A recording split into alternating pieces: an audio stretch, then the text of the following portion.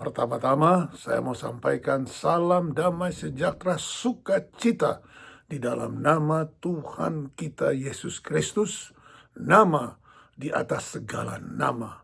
Setiap lidah mengaku, setiap lutut akan bertekuk lutut bahwa Yesus Kristus adalah Tuhan. Kita bertemu lagi melalui YouTube ini, melalui satu pelajaran. Kita semua mengalami di dunia saat ini, terutama mulai bulan Maret yang lalu, karena COVID-19 atau coronavirus ini, maka terjadi perubahan-perubahan yang cepat dan drastis di seluruh dunia. Perubahan-perubahan ini membawa kita, banyak orang, sehingga kita kebingungan karena coronavirus ini tidak kelihatan. Tetapi dengan adanya COVID-19 sehingga kita tidak boleh keluar dari rumah, dan sekarang puji Tuhan udah mulai bisa, jadi selama 2 bulan. Jadi nilai-nilai yang dulu, nilai-nilai yang tidak kekal, umpamanya saya kasih contoh, kalau dulu orang lebih mementingkan makanan, atau mereka sering bilang ini mau kuliner atau traveling, makan sini, makan sana, beli baju, beli tas, beli apa semua. Tapi selama 2 bulan ini kita tidak bisa berbuat apa-apa karena kita harus tinggal di rumah. Nilai-nilai sementara, nilai-nilai dunia ini, banyak yang hilang atau terpaksa hilang. Tetapi nilai-nilai orang lagi cari nilai-nilai kekekalan. Karena begitu banyak yang meninggal, sehingga orang sekarang cari Tuhan, cari kekekalan, karena itu nilai kekekalan ini yang kita akan bawa sampai selama-lamanya. Yang tadinya nilai-nilai dunia yang kita merasa penting, termasuk saya, orang traveling ke sana, liburan sana, tidak ada salahnya. Tapi semua berhenti. Dan umumnya orang mencari nilai-nilai apa di dalam kekekalan ini. Nah, kita akan bicarakan salah satu nilai kekekalan yang kita akan bawa sampai pun waktu kita menghadap kepada Tuhan Yesus pada waktunya. Nah, sebab itu, karena perubahan-perubahan ini dalam 2 bulan, dari mulai bulan Maret, April, Mei, Juni, sekarang udah pemasukan bulan Juli, perubahan yang sangat cepat. Yang tadinya penting, sekarang jadi nggak penting. Orang rupanya nggak apa-apa, nggak nonton bioskop. Orang apa-apa juga nggak kuliner.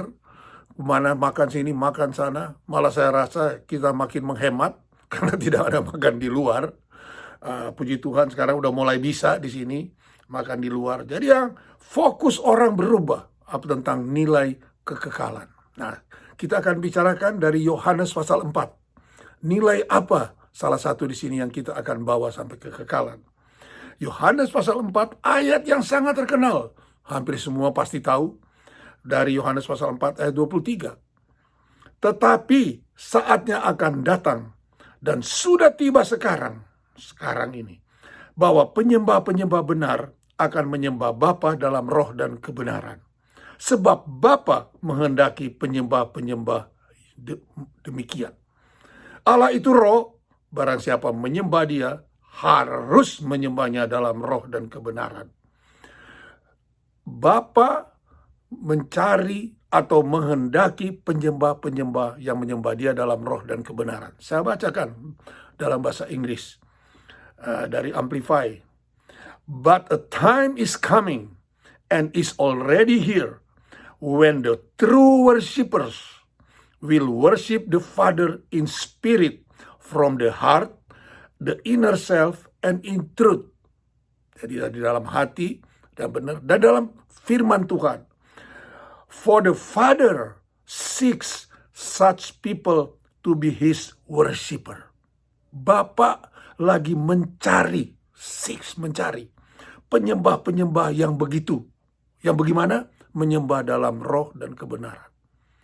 Jadi sampai sekarang, dan sekarang sudah tiba, Bapa lagi mencari. God is spirit, the source of life, yet invisible to mankind. And those who worship Him must worship in spirit and truth.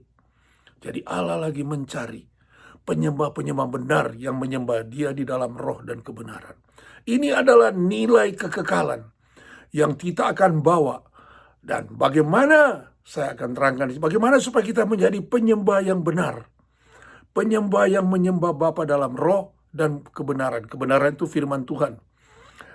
Yohanes 17 ayat 17. Nah, bagaimana sekarang supaya kita akan menjadi penyembah yang benar? Karena itu yang Tuhan Bapa lagi cari.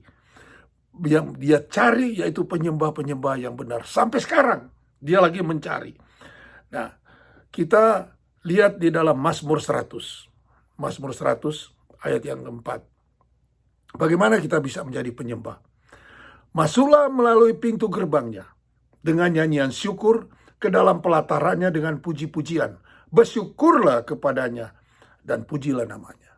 Jadi kalau kita mau masuk di dalam pintu gerbang hadirat Tuhan dengan syukur atau berterima kasih. Dan masuk di dalam pelataran atau halamannya dengan puji-pujian. Kalau kita mau terus mau bertemu dengan masuk ke ruang kudus, ruang maha kudus, kita harus menyembah. Jadi ada step pertama, yaitu kita mesti belajar bersyukur, berterima kasih. Baru kita bisa masuk pintu gerbang. Apa harus kita berterima kasih? Begitu banyak, saudara. Kita berterima kasih akan berkat Tuhan. Sampai sekarang saudara sama dan saya masih hidup, kita bisa berterima kasih. Belajar berterima kasih dalam segala hal. Mengucap syukur. Sebab itu ada 5 dosa orang Israel tidak masuk ke tanah perjanjian. Dari 1 Korintus pasal 10 kita udah pelajari sebelumnya. Salah satu karena mereka menggerutu. Mereka mengomel. Kalau orang yang tidak bisa mengucap syukur, kerjanya mengomel, menggerutu. Sebab itu jangan mengomel. Harus kita mengucap syukur. Dalam segala hal banyak. Sampai sekarang saudara dan saya, jantung saudara masih berjalan mengucap syukur kepada Tuhan. Itu masuk pintu gerbang. Baru pelatarannya dengan puji-pujian. Jadi kalau kita mau jawab syukur akan kebaikannya. Tapi kalau kita memuji Tuhan karena kebesarannya. Oh, Tuhan itu baik. Dia menyelamatkan saudara. Kasih karunia dicurahkan. Bukan perbuatan kita. Begitu banyak kita bisa memuji Tuhan. Tapi yang Tuhan cari, Bapak cari yang menyembah. Matius pasal 4. Waktu Tuhan dicobai 3 kali oleh iblis, Tuhan Yesus waktu dia habis puasa 40 hari, ayat 8. Dan iblis membawanya pula ke atas gunung yang sangat tinggi dan memperlihatkan kepadanya semua kerajaan dunia dan kemegahannya. Ayat 9 dari Matius pasal 4. Dan berkata kepadanya, semua ini akan kuberikan kepadamu jika engkau sujud menyembah aku. Maka berkatalah Yesus kepadanya, enyalah iblis, sebab ada tertulis, engkau harus menyembah Tuhan Allahmu, dan hanya kepada Dia sajalah engkau berbakti. Lalu iblis meninggalkan dia, dan lihatlah malaikat datang melayani Tuhan. Jadi Tuhan Yesus kasih satu rumus. Harus kita menyembah hanya kepada Tuhan Allah saja. Kita tidak bisa, kita mengucap syukur berterima kasih kepada manusia, gak apa-apa. Kita memuji manusia itu karena dia baik, gak apa-apa. Tapi menyembah cuma harus kepada Tuhan kita Yesus Kristus. Pada Bapa kita. Nah yang dicari penyembah yang benar. Jadi, saya akan ambil contoh dari Matius saja. Dari kitab Matius, dari kitab Matius, ya ada beberapa contoh. Masih banyak di kitab Markus, Lukas, Yohanes. Tapi dari kitab Matius. Salah satu membuktikan bahwa Tuhan Yesus itu adalah Tuhan karena Dia tidak pernah melarang orang menyembah Dia waktu masih di dunia. Waktu 3 tahun di dunia. Dan setiap orang yang datang menyembah Dia, pasti terjadi sesuatu. Saya kasih contoh. Matius pasal yang ke-8. Orang sakit kusta. Tidak ada nama. Kalau di Alkitab tidak ada nama, bisa saudara, bisa saya, dan macam-macam. Ini kebetulan dia sakit kusta. Ayat 1, Matius 8. Setelah Yesus turun dari bukit, orang banyak berbondong-bondong mengikuti dia. Ayat 2, maka datanglah seorang sakit kusta kepadanya. Lalu sujud menyembah dia dan berkata, Tuan, jika Tuan mau, Tuan dapat mentahirkan aku. Lalu Yesus melulurkan tangannya menjamah orang itu berkata, "Aku mau, jadilah engkau tahir." Seketika itu juga tahirlah orang itu daripada kustanya. Jadi orang datang menyembah Tuhan. Menyembah karena apa? Karena dia ini Tuhan. Dia yang bertakhta sampai sekarang, biarpun COVID, biarpun 19, biarpun apapun di dunia terjadi, perang di sana sini, Tuhan tetap di atas takhta.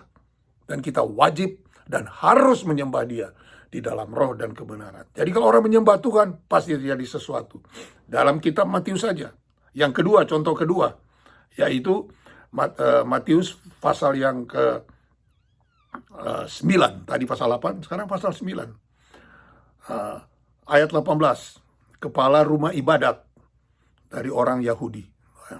Mungkin dia sekarang tuh S3 sarjana teologi.